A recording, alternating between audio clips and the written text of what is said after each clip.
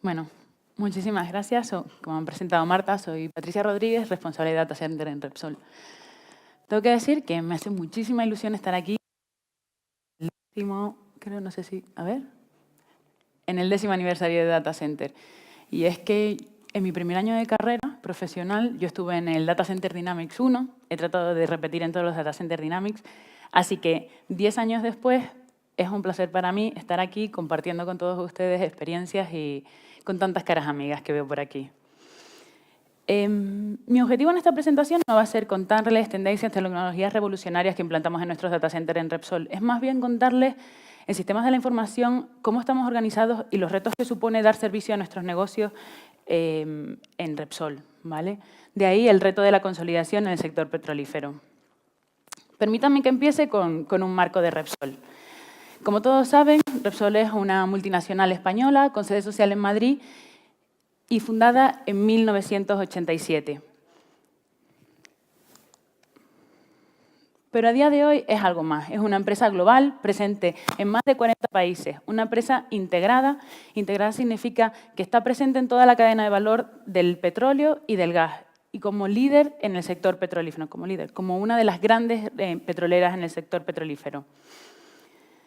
Lo que quiere decir que una empresa petrolera integrada es que desarrolla de forma equilibrada las 4 fases dentro del sector petrolífero: la exploración, la producción, el refino y el marketing, conociendo como upstream en la exploración y la producción y downstream el refino y el marketing.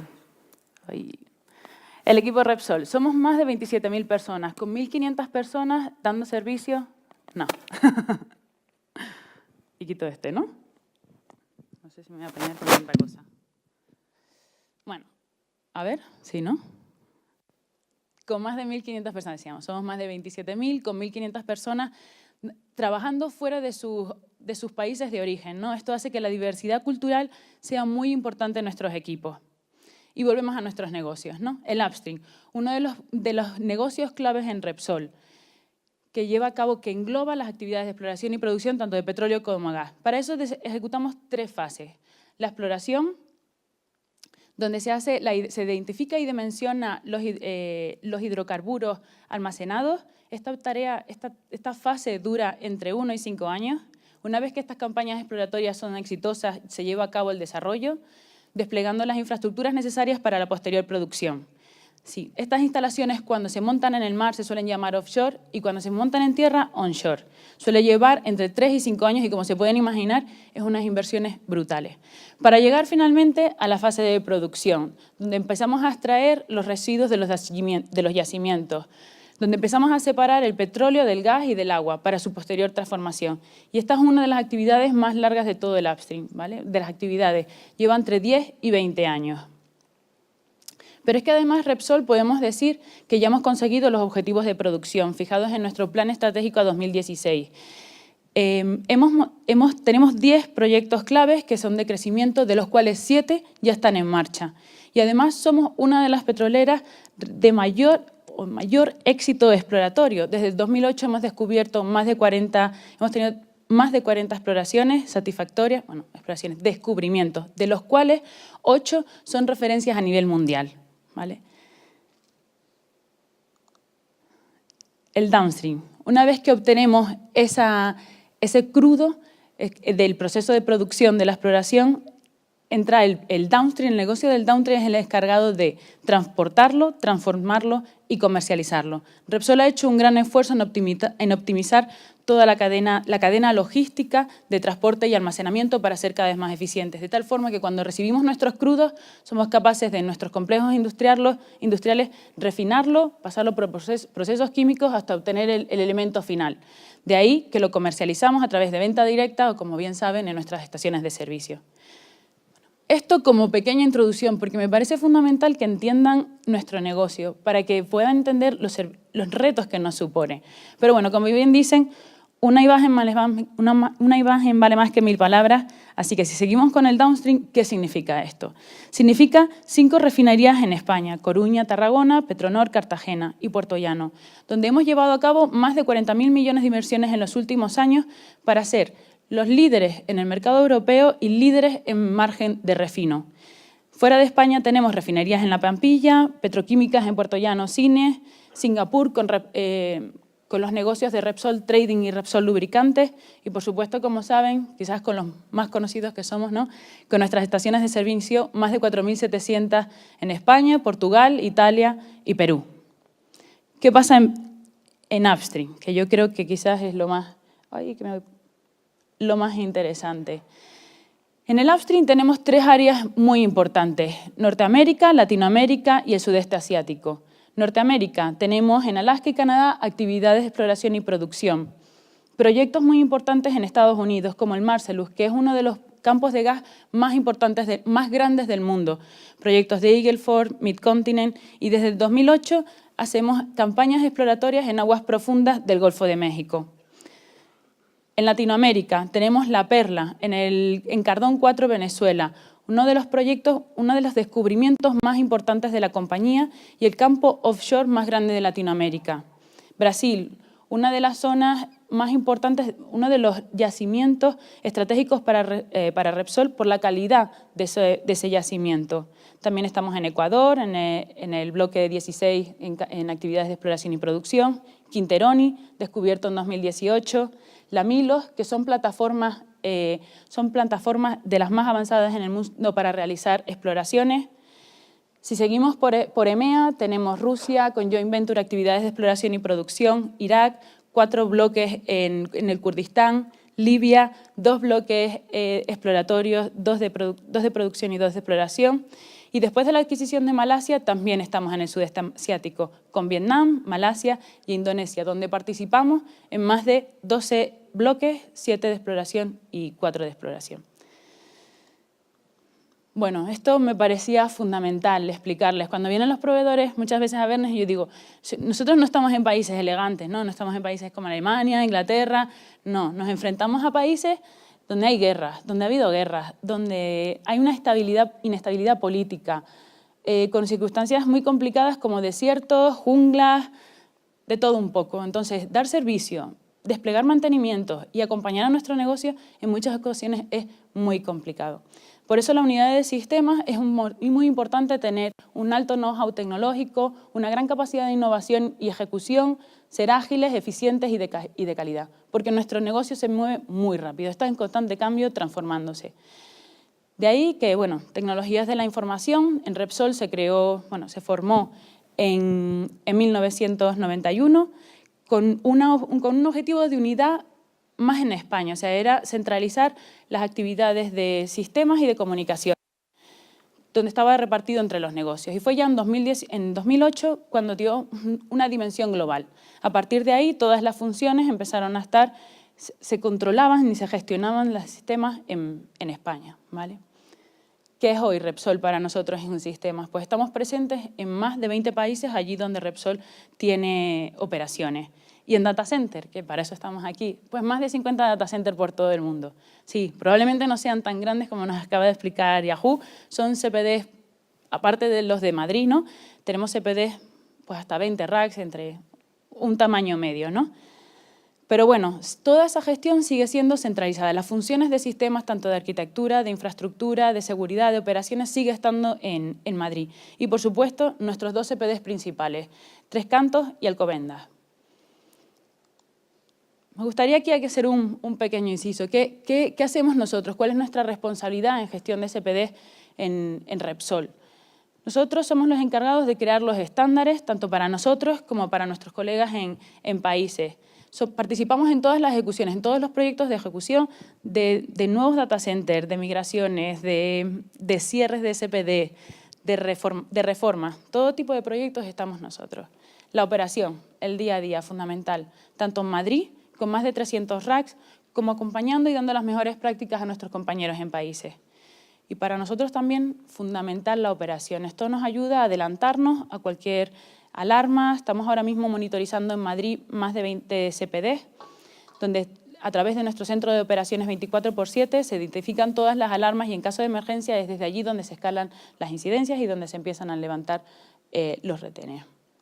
Pero todo esto no lo hacemos solos, por supuesto. O sea, para eso tenemos un grupo de arquitectura que nos guía en los estándares, unas infraestructuras que yo creo que son pues, nuestro mejor cliente, a nuestro cliente más querido, ¿no? Que nos pone todo su hardware. Servicios generales. Estoy segura que más de uno habrá estado en nuestro data center en Madrid, que es gestionado por Servicios Generales toda la parte de facility, con una gestión inmejorable. Y los países, por su capacidad, su disponibilidad y siempre su participación. ¿Vale? Pero bueno, ¿esto en qué se traduce? En los últimos años llevamos proyectos relevantes. Desde 2012, la migración del data center secundario. Migramos el CPD que estaba en Castellana a nuestro CPD en Alcobendas. Eso significó que movimos en un fin de semana, de viernes apagamos un viernes, movimos 80 racks y el lunes estábamos dando servicio. La ISO 14064 de emisiones de gas efecto invernadero. No solo certificamos las emisiones que estábamos, o sea, era la certificación tanto del edificio de Tres Cantos como nuestro CPD, iba junto. Y no solo certificamos las emisiones que teníamos ese año, sino certificamos toda la reducción de emisiones que llevábamos haciendo con buenas prácticas desde 2008. Buenas prácticas como cerramientos de pasillos, cambios de equipos por ser más eficientes, o incluso toda la parte de virtualización que consiste en grandes rendimientos. Otro proyecto importante, la nueva sede de Repsol en Houston. En ese momento pasaba a ser segunda sede principal de Repsol en el mundo, primera sede de exploración y producción. Para eso llevamos a cabo 2 data centers. Uno en colocation, que estaba fuera del edificio, y otro secundario, que estaba dentro del edificio. Y llegó a la adquisición de Talismán, ¿no? En 2015 unimos las compañías. Yo creo que fue supuso un cambio muy importante, no solo cultural, un reto para la compañía y teníamos que conseguir unir esas 2 empresas. A partir de ahí se creó un periodo de integración que pasa desde 2015, 2016 y termina este año. En ese periodo es cuando tenemos que hacer las compañías una sola. Y fue en 2016 cuando hemos abierto el proyecto Data Center Consolidation. Pero bueno, y alrededor de todo esto seguíamos dando servicio a nuestros negocios. Seguimos cambiando CPDs en Libia, seguimos acompañando a Alaska con proyectos tan interesantes como que solo se pueden hacer campañas de exploraciones en invierno porque es cuando está el hielo, si no se deshacen las carreteras. En Rusia con las nuevas joint venture, en Perú con el campo de Quinterón y montamos nuestro CPD, en Ecuador. Allí el gobierno nos sacó el edificio en el que estamos y tuvimos que migrar todos los sistemas en 3 meses. Brasil, una ampliación del data center, nuevo proyecto de edificio en Venezuela, Trinidad, Perú, y bueno, y todos los países que hemos hecho en este Data Center Consolidation. Por supuesto también cerrando CPD, Mauritania, incluso Alaska, que parece que ahora tendremos que volver a montar, ¿no? Y esto es así todo el día. Pero bueno, como dice la presentación, vamos a centrarnos en lo que fue el Data Center Consolidation, en el que he sido también la jefa de proyecto. Yo creo que no tienes tantas oportunidades de estar en una compañía que compra a otra empresa y estás en el proceso de unión, ¿no? Es una empresa además canadiense. Entonces, ¿qué fue lo que nos encontramos en ese momento? Y hablamos de Former Repsol y Former Talismán. Un poco rollo, cada vez que querías decir algo, tenías que decir el antiguo Repsol y la antigua Talismán, pero era un tema muy sensible. Dense cuenta que todavía no estaban decididas cómo iban a ser nuestros modelos operativos, no estaban decididos cómo íbamos a ser gestionados. Entonces, este era el mapa de Repsol, lo rojo es lo que nos trajo Talismán y en naranja tenemos dónde estábamos los dos. Me acuerdo que cuando nos contaban eso nos decían que Repsol había pasado a ser un follow the sun, ya estábamos en todos los continentes, con lo que eso significa en la gestión centralizada, ¿verdad? Entonces, lo que teníamos era sedes donde había 2 data centers. No solo 2 data centers, teníamos el edificio de Repsol con toda su forma de Repsol, con sus edificios, usuarios, data centers, circuitos y aplicaciones, y el de Talismán. Entonces, lo que teníamos que hacer, nuestro objetivo en la integración, era unificarlo todo, crear la nueva Repsol, una sola, ¿vale? Y empezamos a estudiar, abrimos 3 proyectos. 3 proyectos que iban muy de la mano y casi al mismo tiempo, pero con distintos alcances. ¿Qué hacíamos en el Full Mobility? Lo que hacíamos era permitir con servicios básicos que los usuarios, tanto de Former Talismán, de Former Repsol, empezaran a trabajar en un edificio, que se cruzaran en los edificios. Y había que dar servicios de navegación, link, email, SharePoint, impresión y Wi-Fi. O sea, servicios básicos. Seguimos acompañando servicios generales, porque además, como recordarán, nos tocó una época complicada para el precio del barril, entonces no había opción, había que hacerlo de la forma más eficiente. Trabajamos con servicios generales, ellos tenían que cerrar también sedes porque no podíamos tener en el mismo país 2 sedes abiertas y Claro, en la mayoría de los países el data center está dentro del edificio. Eso significa que si ellos migraban el edificio, nosotros también teníamos que mover el CPD y teníamos que acompañarles con servicios de sistemas como videoconferencias, el DES, el data center y la telefonía. Y llegó el data center. El data center lo que tenemos es no solo moverlo, no solo ponemos el data center, los facilities juntos. Teníamos que consolidar todos los hilos tecnológicos. La navegación, la seguridad, las comunicaciones, el computing y el storage. Una vez que entendimos el alcance, empezamos a ver qué era lo que había que hacer. Irak. Esto era ver de dónde íbamos a dónde íbamos, teniendo mucho cuidado con los contratos que teníamos, porque esto nos pintó otro escenario. En Irak movíamos de Former Repsol, de Former Talismán a Former Repsol. Y además se acababa el contrato del edificio en febrero. Habíamos abierto el proyecto en enero y se acababa el contrato en febrero. En Colombia, curiosidades, estábamos en el mismo edificio. Talismán tenía 2 plantas, nosotros teníamos otra planta. Pero justo querían quitar la planta en la que estaba el data center de Colombia. Houston, aquí íbamos de Talismán a Repsol. En los 2 casos teníamos data center en colocation. Pero el contrato de Talismán del CPD también terminaba en abril. La misma fecha que el edificio de Repsol que migrábamos a Talismán en Stavanger, bueno, en Noruega, terminaba el contrato. Y aquí, ojo, aquí estábamos en ciudades distintas, 600 kilómetros de distancia. Y en Singapur y Yakarta movimos de Repsol a Talismán. Y bueno, quizás aquí conseguimos mejores fechas, mayo y julio. ¿Qué significa esto? Que migramos Irak en febrero, en marzo migramos Colombia, en abril migramos Houston y Stavanger, y en Singapur en mayo y en julio Yakarta. Significa que en 6 meses movimos 6 data centers casi en fines de semana alternos. Eso suponía que lo que hacíamos era, llegábamos el viernes, parábamos el data center que teníamos que hacer, consolidábamos aquellas tecnologías imprescindibles que son las redes, casi nada, la seguridad y la mayor parte de las comunicaciones unificadas. Y el lunes estábamos dando servicios a la nueva oficina con todos nuestros usuarios. Casi nada, ¿eh? Pero bueno, esto, la verdad que me encantaría contarles todos los procesos, todo, pero tampoco quería profundizar mucho, pero quizás esto representa, ¿no?, lo que nos encontramos cuando empezamos a trabajar. Las primeras reuniones, cada uno se presentaba, decía cuál era su responsabilidad y empezábamos a hablar. Y acordamos que cada uno tenía que traer su lado, ¿no? Traían la información, estábamos analizando el data center de Colombia, traían la información del data center de Colombia de Talismán y traíamos la información del data center de Repsol. En muchos casos, lo que pasaba es que además nos teníamos que juntar 4 equipos. Estaba Canadá, porque gestionaba de forma centralizada también su CPD de la parte de Talismán, y Madrid, que también gestionaba gestionaba el CPD de Colombia de forma centralizada en Madrid. Es decir, 4 equipos. El reto es diferencias horarias, la barrera del idioma, que por mucho que digamos siempre está ahí, y modelos operativos que todavía no estaban definidos. Entonces, fue muy complicado seguir trabajando, pero bueno, se llevó a cabo de forma exitosa, sin grandes incidencias, con un equipo de más de 50 personas en todo el mundo. Esta fue la parte que presentamos, que comentaba Marta, que presentamos en el Data Center Award, donde fuimos finalistas. Pero bueno, el proyecto tiene una duración de 2 años, terminamos este año en 2017, y todavía nos faltaba una parte, habíamos movido los data centers, pero no estábamos consolidados.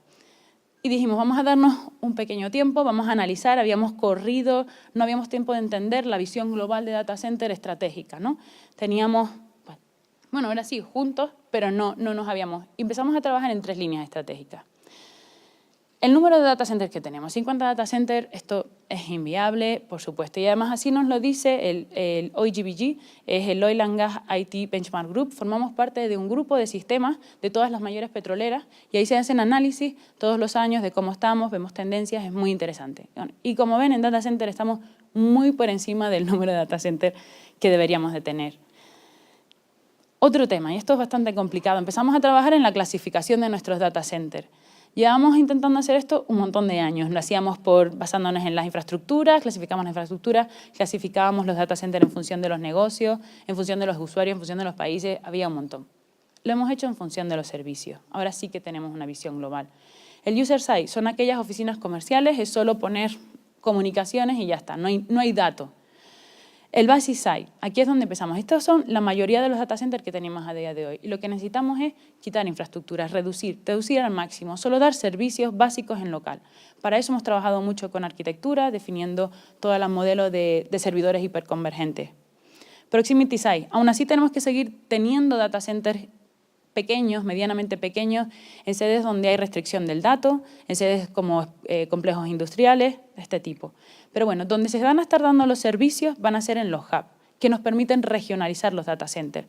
Tenemos el hub principal síncrono en Madrid, activo-activo, que da servicios a nivel global, y luego por regiones tendríamos hubs asíncronos que van haciendo contingencia. Y por supuesto, por detrás de esto tenemos la cloud, ¿vale? Geociencia. Geociencia es el reto. Es el servicio que tenemos que nos obliga a tener data center en local. Una de las cosas que vimos aquí es que si éramos capaces de virtualizar, de dar servicios remotos de las geociencias, podíamos llevar a cabo este plan de regionalizar data center.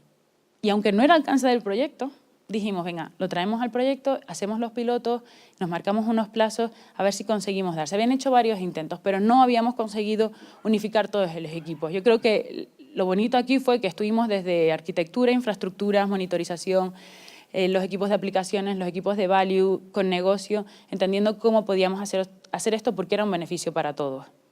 Y lo conseguimos. O sea, el piloto está hecho, está aprobado y ya tenemos usuarios en producción trabajando de forma virtualizada aquí en Madrid. Estamos pendientes de esta línea de comunicaciones entre Stavanger, entre Noruega y España para poder hacer pruebas con latencia real, ¿vale? Entonces, ¿dónde queremos estar en 2020? Partiendo de la foto actual, ¿dónde queremos llegar? Pues tenemos paso a paso, ¿no? Tenemos que montar ese hub central que dé servicios a todo el mundo, con data center on-premise, Tres Cantos, Alcobendas y la cloud. El segundo paso es empezar a trabajar en los data centers regionales, dando servicios de forma regionalizada, y empezar a transformar nuestros data centers pequeños, manteniendo los proximity sites, pero sobre todo transformando todos esos grandes data centers con servicios básicos en local. ¿Cuál es el alcance de nuestro proyecto? ¿Dónde estamos? Por supuesto, todo esto no lo vamos a poder hacer porque es hasta 2020. Pero sí que lo que nos hemos planteado este año es, en Norteamérica vamos a migrar el data center de Canadá a Houston. Vamos a crear nuestro nuevo hub en Miami para dar servicio a toda Latinoamérica. Vamos a migrar Stavanger a Madrid, dando todos los servicios desde Madrid. Y vamos a hacer un análisis de nuestros assets. Quizás es la zona más desconocida para nosotros, tenemos que empezar a hablar con ellos y la verdad que bueno, todas las diferencias horarias, los horarios, es complicado entender todo lo que tenemos.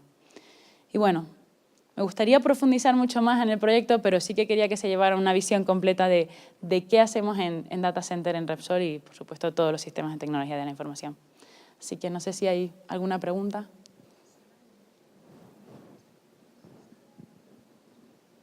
¿No? ¿Todo clarísimo?